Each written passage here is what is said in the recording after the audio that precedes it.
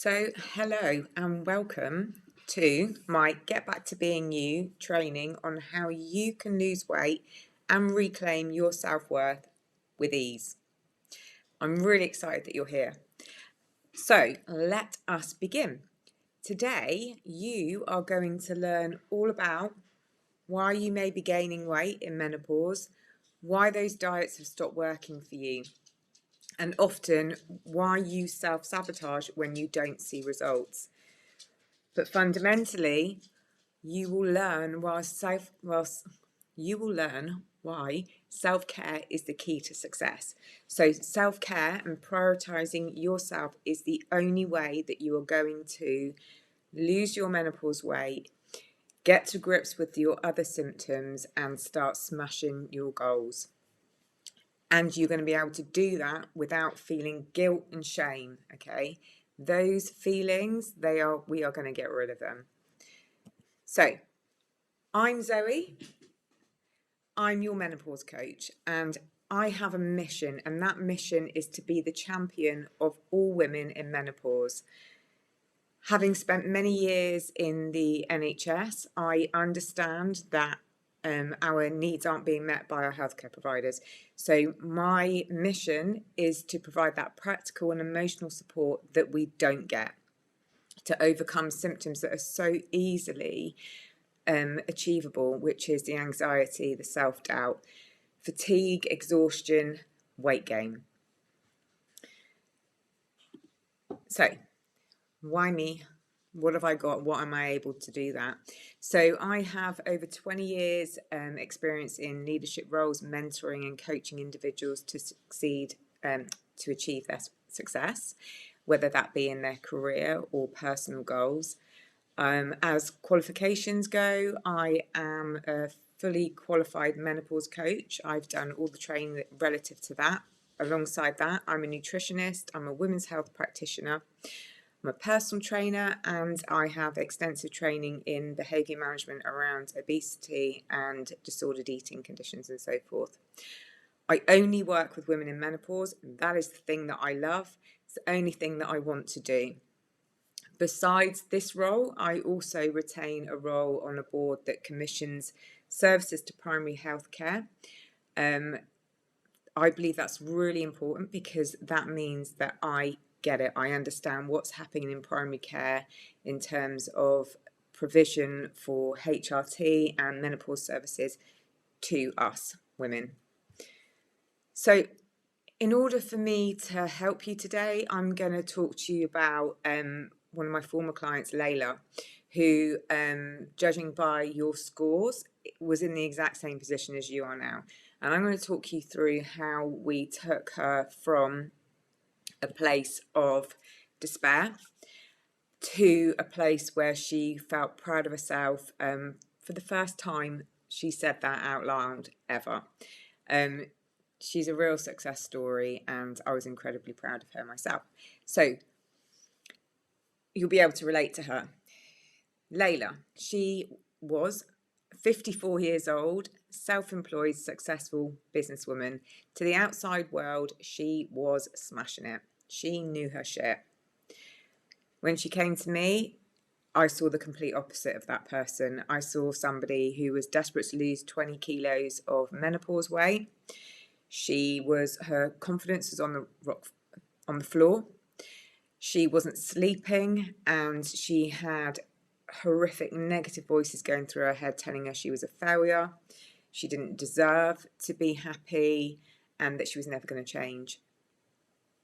What she did have was the last-ditch attempt, she told me, of asking me for support. So Layla was a lifelong dieter anyway. Poor body image, confused about what to eat, when to eat. She'd listened to so much crap out there on social media, as we all do. We all absorb it. And so we looked at where she was currently, what her goals were, and then other things that come into considerations. And these are called your barriers to change. And these are the things that might get in the way of your success if we're not aware of them or if we let them.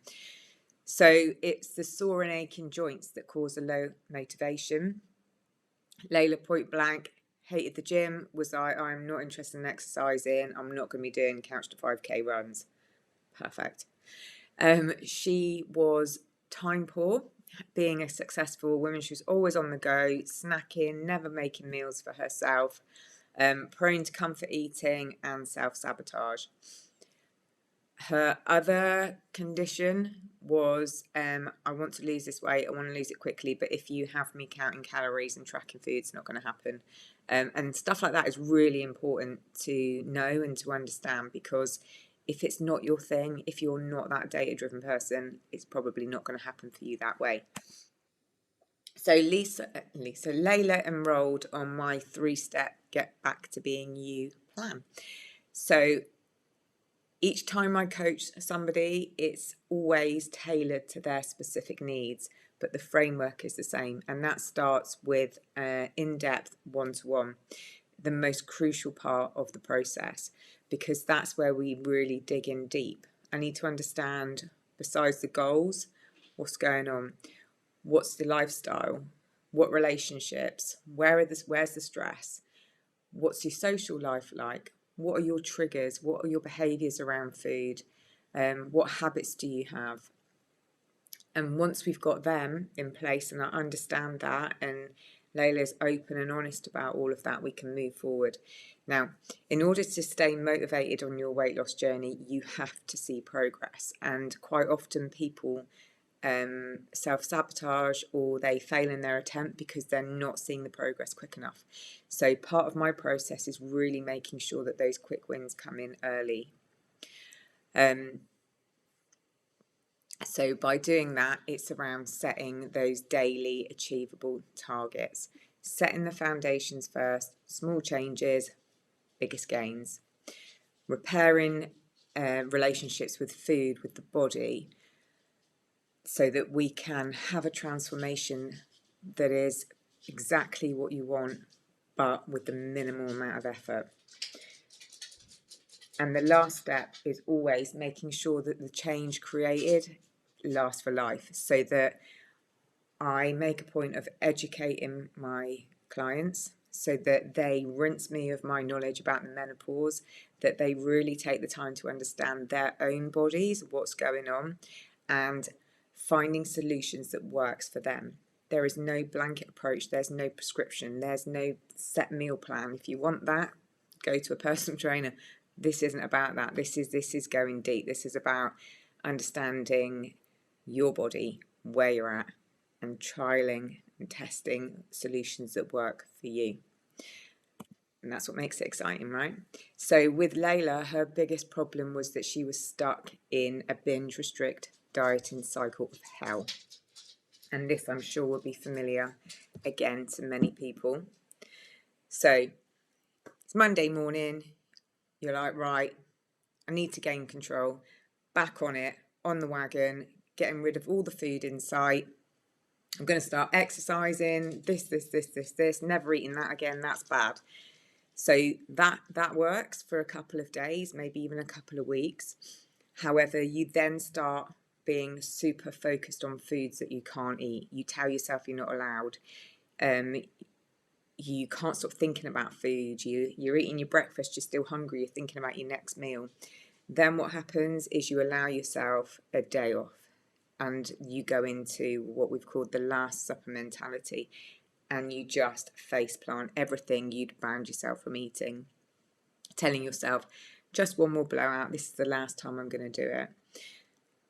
Only whilst you're in the moment, you think that you're enjoying it, but you know, because you've been here a million times before, that guilt and shame is going to creep in. Maybe the next morning when you wake up and you remember, oh God, I ate that, I drank that. And then you tell yourself, those voices creep in and say, see, need fail, you always do. And then you go through the cycle again. Well, it's okay, because on Monday I'm going to start fresh. We go round and round and round and round, and we have all been there. So there is absolutely no reason to feel shame or guilt. So we had a big job to do, but we did break that cycle.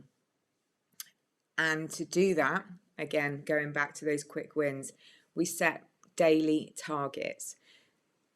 Targets every single day that we knew that Layla could absolutely achieve. It was really, really important for confidence and self-belief that you are achieving, because the minute you don't achieve, you risk jumping back into that cycle.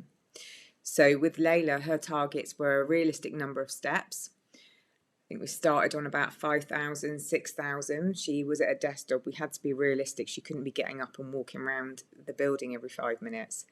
1 hour of block time every single day, whether that was at 5 or 6 o'clock in the morning or whether that was 8 o'clock at night. That was 1 hour isolated. No emails, no talking, no text, no conversations with anybody, pure me time. And then rather than taking away any foods, we upped the food. We focused on adding more protein to meals and upping the fibre. So we went for volume of food and making sure that at each meal Layla was satisfied, so that she didn't feel the need, she didn't feel deprived and then want to go and binge. And then a protected bedtime routine. And what this does is it instills good habits. So pick a bedtime that's realistic. Pointless saying 8 o'clock at night in case something comes up. But around 10, 10:30, non-negotiable. Even if you go up to bed and you lie awake staring at the ceiling, you are in bed. And that habit, you soon settle into a new sleeping pattern. And then around the food, focusing on giving yourself unconditional permission to eat all the foods, to enjoy off the foods, to not have a banned list, not have lists of bad foods. Food is food. That's all it is. It's there to serve a purpose. So that's probably the hardest thing for people to get their heads around. But once you get your head around it, you're the only person who puts rules on themselves. Once you understand that you can eat whatever you like and you can have as much of it as you want, it's liberating. And you will be surprised in the changes in yourself. So switching that mindset and undoing years and years of bad habits and old behaviours. And then another one, Layla was really worried that because I'm a personal trainer, I was going to start giving her like workouts to do. Not that way at all. That's completely the client's choice. You don't exercise for fat loss. You don't exercise for calories. That's not what we do. We have a completely separate, there's diet and exercise, complete differentiation. Exercise because you enjoy it. Exercise because it clears your head. Don't have anything, it is not related to your diet at all. And that was really important for Layla when she got that. That was really good. But it wasn't all plain sailing because, you know, she's human, life happens, shit happens. And so these are the obstacles that we had along the way. She had a holiday to Greece planned. She had some weeks where she was hell-bent on self-sabotage, couldn't do it anymore, didn't want to do it. And they were in the early stages where, again, it was around the mindset where those voices were telling her she was going to fail. What's the point? So we had a lot of work to do around that. Family bereavement, weekend gets-togethers and trips abroad with work. But these things, they're challenges, but they are challenges that are going to come up in every single person's life. And we need to be aware of them. We need to prepare for them and be equipped for them, because every time something comes up, it's easy for us to, at that stage, self-sabotage, think we failed and revert to what feels safe, even though we're miserable in that safe spot. It's what we know. It's what is familiar. But we've got to tackle these things that come up, these challenges that come up, head on. But what I do is teach you the tools to manage them. So we always had a plan B. And that plan B was about getting organised. When it's time for holiday or things happen, you're thrown a curveball, that's fine. We either take a diet break or we have specific maintenance weeks. They're so important because so the body can get used to, again, doesn't always want to be dieting. Your body doesn't necessarily like dieting. It's about resetting, it's about planning for things. So if you've planned a maintenance week and therefore you're not expecting the scales to move anyway, if they do, it's a bonus. If they don't, you planned for it. So it's being aware of all of those things, creating simple rules for yourself, like, for example, making sure you only eat when you're sat down, no snacking on the go, making sure that the first meal every day is protein based rather than just grabbing a bit of toast and honey and running out the door. Like, whatever it is that works for you. And having a mantra, knowing your why, understanding why your weight loss is so important to you. Not that it's about, and for Layla, it was never about getting into a size 10 dress or, you know, putting on that bikini for a holiday. It wasn't about that. It was about being able to show up as her best self, feeling good in her own skin, and knowing that she was going into this second part of her life feeling fucking good about herself and feeling confident. That was her why. So then I had to remind her of that all the time, and that included on the accountability check-ins where she might have been in that self-sabotage mode. They are the times when she needed to be checking in and being accountable. So having a plan really, really helps. We will then look at Layla's wins. So she lost 10 kilos and could finally see her waist again. That's always something. I think when women, when we start putting on our weight around our middle, we think, oh my God, my curves have gone, my waistline's gone for good, but it isn't that way. That when you lose your waist in menopause, it's just a sign that your body's changing and you need to do things a little bit differently. She felt pride in herself for the first time of years. Complete mindset switch. Stopped with the using words like dieting, good, bad foods. I hate that. And started to enjoy food again, which sounds crazy. But if you've been dieting forever, food becomes a chore or something to dread or something to feel shamed about. To be actually able to sit down and order off a menu the food you actually want rather than mentally trying to add up calories, it's liberating. For her and her career, she was showing up fresh and confident in meetings. She really felt her productivity had increased because she was feeling more alert and more confident. And consequently, her income went up. She was winning more client contracts. She was taking herself more seriously, and her clients were taking her more seriously as a result. That's powerful shit, right? And for all the chat about exercise, she realised exercise was just movement and dared herself to go to yoga with a friend and fell in love with it.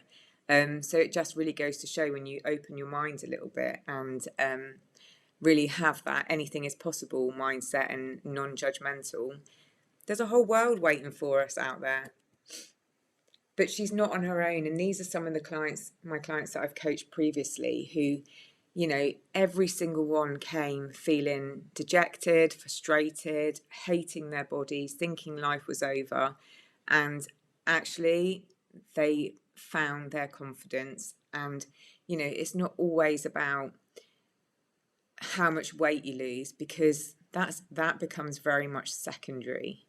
And this is why I never ever do before and after photos. I hate them. It makes me cringe, because that's not what it's all about. That's one part of the puzzle. When we're in menopause, we don't feel everything we feel, and the symptoms aren't just related to our weight, even though sometimes it feels like that. It's about how we feel. It's about our inner selves and the damage that's being done there. And so, you know, so very proud of my clients. So today's take home, you too can lose weight. You can overcome your anxiety. You can overcome your fatigue and self-doubt. You absolutely can.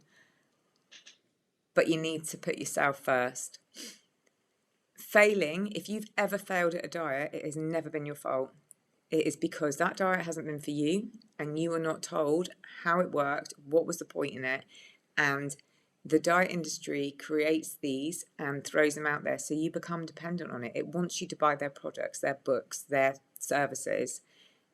That's why it's designed for. We're just victims of really good marketing. Things to always, something, if I could teach every single woman, your weight gain has nothing to do with your metabolism and nothing to do with your hormones not being balanced. Never ever believe that. Again, it's somebody trying to sell you something, or somebody who has no knowledge in nutrition or physiology at all, biology. And you don't lack motivation. Change is really bloody hard, really hard, because it's scary, it's the unknown.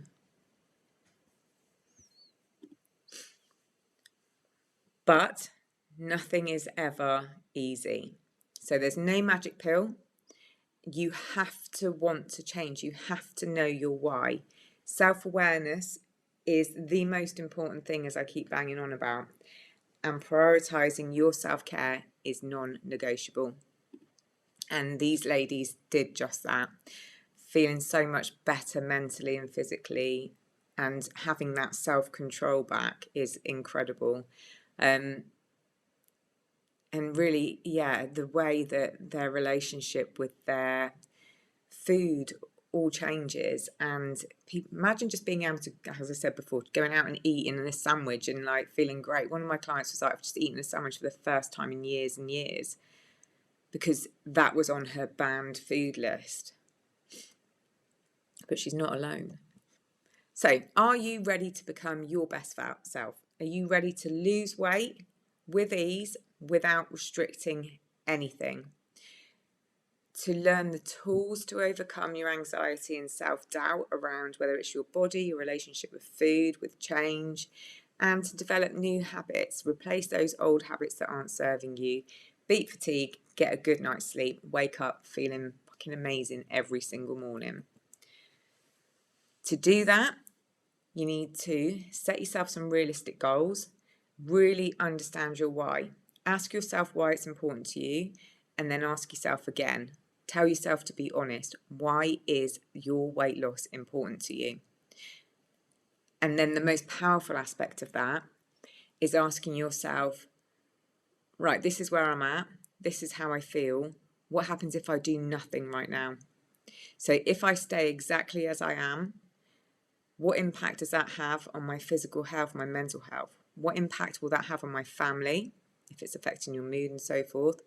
What impact will that have on my quality of life? But most importantly, what impact does doing nothing have on my future?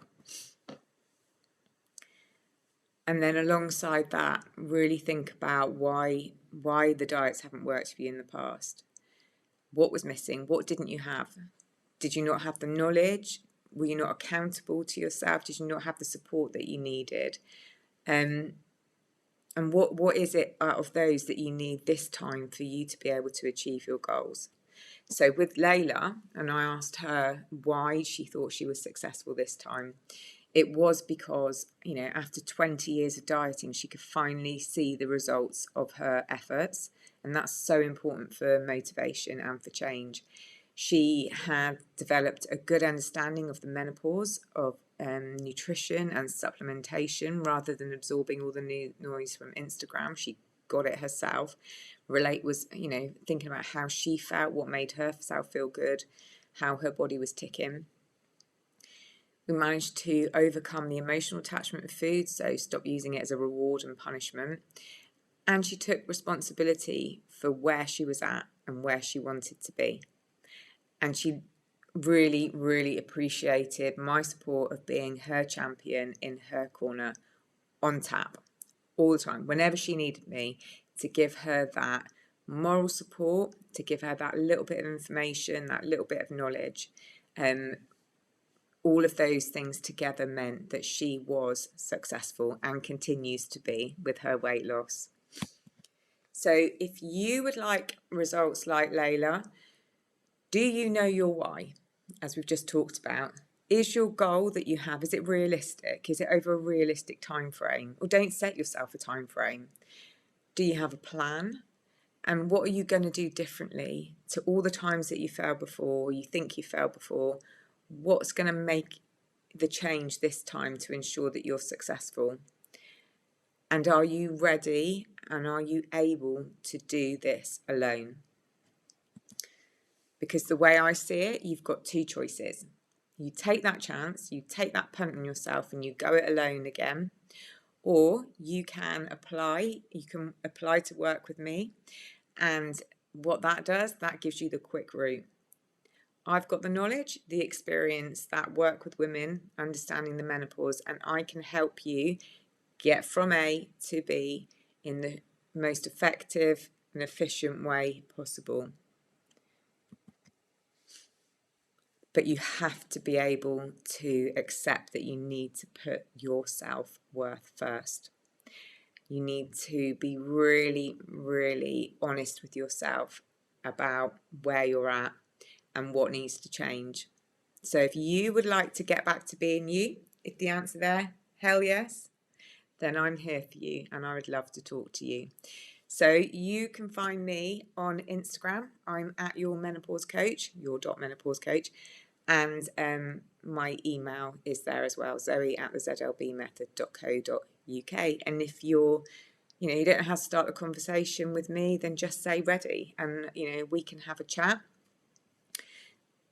We can you could be ready to go full steam ahead and join me in my coaching. That would obviously need a conversation as well. Or we could have like a little chat about where you're at. I'd be very happy to do a form of nutrition audit with you. But get in touch. If change is your thing, if you are stuck, tired of where you're at, going round and round in that dieting cycle of hell, get in touch. And other than that, have a fabulous day and I look forward to speaking to you soon. Take care.